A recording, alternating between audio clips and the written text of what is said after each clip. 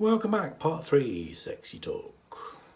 I've got a sexy husky voice as well today, for no other reason than I've got a cold.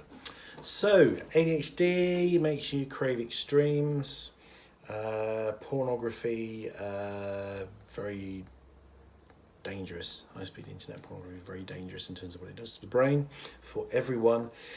But put somebody with ADHD in front of internet pornography and you're asking for big trouble and big problems. Autism. Okay, so autism, they talk about today they use the term ASD and ASC. ASD, autistic spectrum disorder, but a more positive term, ASC, autistic spectrum condition, because is autism a disorder? Is it not just a difference that has pluses as well as minuses? I think it does. I think autism can also occur with a severe learning disability. In which case that's kind of slightly different kettle of fish, but the more high functioning forms of autism like Asperger's, pathological demand avoidance syndrome, are mixed blessings. They bring good things, they bring bad things. So just put my cards on the table. I have a degree of autism, and I have ADHD, I have dyspraxia and a few others as well.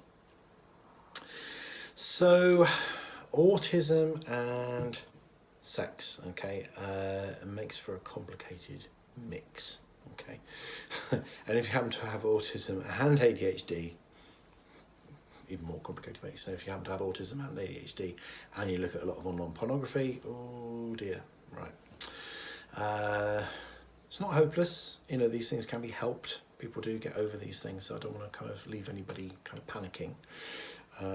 But if you're looking at a lot of pornography, it might be something you may wish to address. Okay.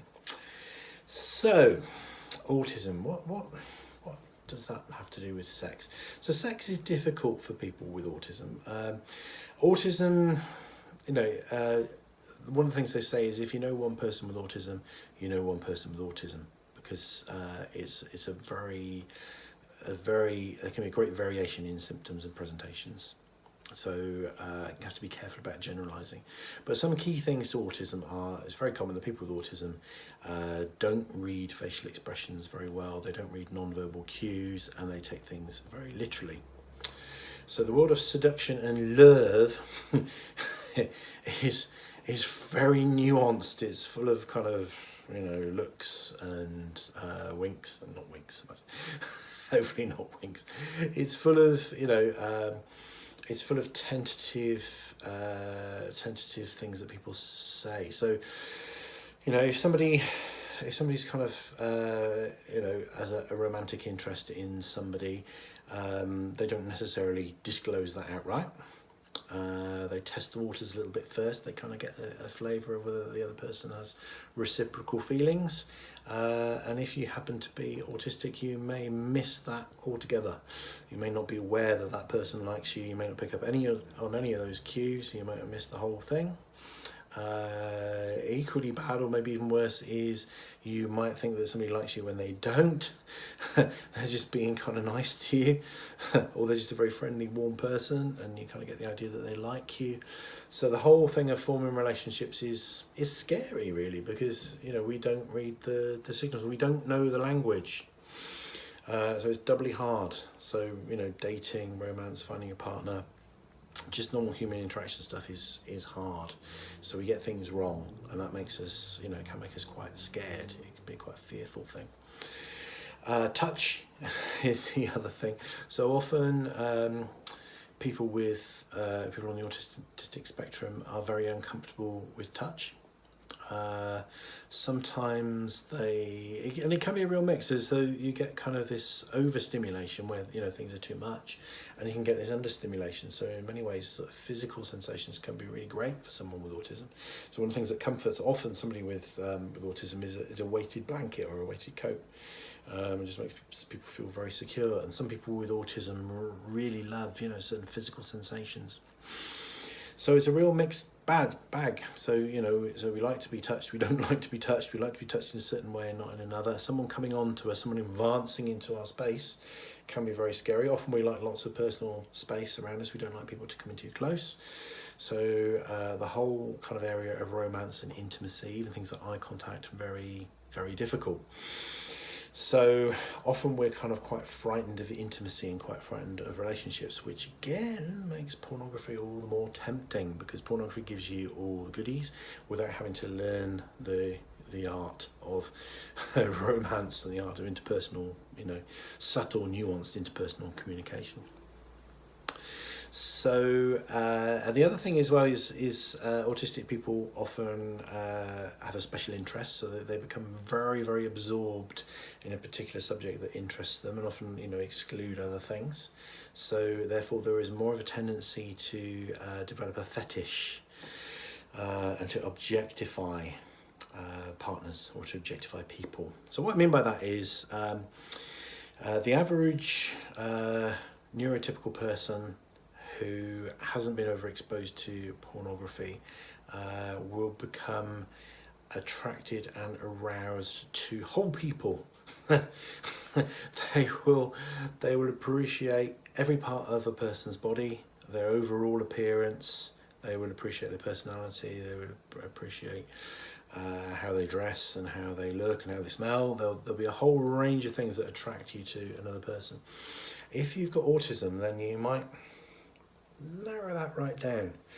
So again, I'm using a few absurd examples in this, but you might find that you only excited and attracted to people who have dimples in their chins. Or you might get a particular fetish about a particular body part. For guys, it might be become very, very hyperfixated on breasts, or very, very hyperfixated on a certain kind of breast, or very hyperfixated on legs, or fixated on a certain type of clothing, or some very, very narrow specific thing. So it's kind of like a special interest. The other thing that happens with people with autism is they're often very drawn to BDSM. So BDSM, what people used to call S&M basically, but it's broadened out, and I can't tell you what it means, but it's an interesting acronym, or is it an acronym or a mnemonic? Because it has all the letters have a double meaning. So I put myself on the spot here, see if I can remember BDSM. So bondage, domination, sadism, masochism, but it also means domination. I'll go and look it up. I'll put it in the link below for the meanings of BDS. I know this, but it just goes out my head. That's probably my dyscalculia. So basically BDSM is a cluster of sexual behaviours that is a really broad range of things, which includes things like bondage, domination and submission. That was the D and the S. Domination and submission. It includes sadism and masochism. It also includes a lot of kind of very sensual things, very physical things, like so feathers, can be being blindfolded and tickled with a feather can be part of BDSM. So BDSM attracts a lot of people with autism because there are rules, and what happens in the bedroom or in the dungeon is pre-agreed and pre-negotiated, and there are safe words, and there's a way into it and a way out of it. And a lot of people with autism like that because it gives them a real sense of comfort and order, and they know what they're getting into. And they haven't got to do all this guesswork as to what's their partner feeling. Does the partner like this? Does the partner not like this? Is this going down well? Is it not going down well? Where will this end? Where are we going to move from, to and from? So that's a kind of a side point really that people, and I'm not kind of labelling BDSM as a problem behaviour or anything like that. It's an avenue, I think a legitimate avenue of sexual expression that people can follow. But it's one that people with autism often veer towards. Sometimes people just call it kink, so kink club. So I've known lots of autistic people when they'll just say, "Oh, I'm into kink," So the other thing as well is overstimulation. People can become, we've kind of touched on this, but haven't gone into it in depth. People with autism can become very overwhelmed by stimulation. So a sexual experience is very, very overwhelming, can be very, very overwhelming. So it's a big scary business for people with autism. So if you think you've got all that going on with the autistic spectrum thing, so you find it difficult to form relationships, you find it difficult to know whether somebody likes you or not, you get that wrong, you don't trust yourself, you might have been experienced rejection or embarrassment because of that in the past. It's all quite scary because you get quite overwhelmed. So a lot of people, with autism don't form relationships, or they form relationships within certain rules and parameters in certain communities. So polyamory, I think, is another one where it's a lot more negotiated. So polyamory is where people have multiple partners, but often that's kind of done in quite a kind of a sort of semi-structured way. So again, people with autism sometimes like that. So if you've got that and you've got ADHD where you're craving the extremes all the time, you've got additional problems. If you've got dyspraxia is the one we just want to touch on a little bit, really, in terms of if you suffer with dyspraxia is, makes difficulty with motor skills, it makes you inclined to be more clumsy, poor muscle tone, not so good proprioception. So that can actually leave you lacking in body confidence. So somebody that's you see some people and they're just really in their bodies, and they're kind of, they do yoga and they do exercise and their consciousnness is well embedded inside their body. They like their body, they enjoy the feelings that their body brings. And I'm not talking sexually here, I'm just talking, they just feel good in their body. Their body feels like a really comfortable place to be, really alive, very toned, very, they're in control of it, they can do things with it. If you've got dyspraxia, and you may have a very different relationship with your body. You won't be so confident with your body, and maybe you'll be less prone to do sport and exercise. So maybe your body will be less conditioned. So that might make you more self-conscious of your body. It might make you less confident in terms of the physical aspects of lovemaking. So a lack of confidence in the bedroom can come from dyspraxia. So I've kind of painted a really bleak picture here, which I don't want to leave you feeling, oh my God.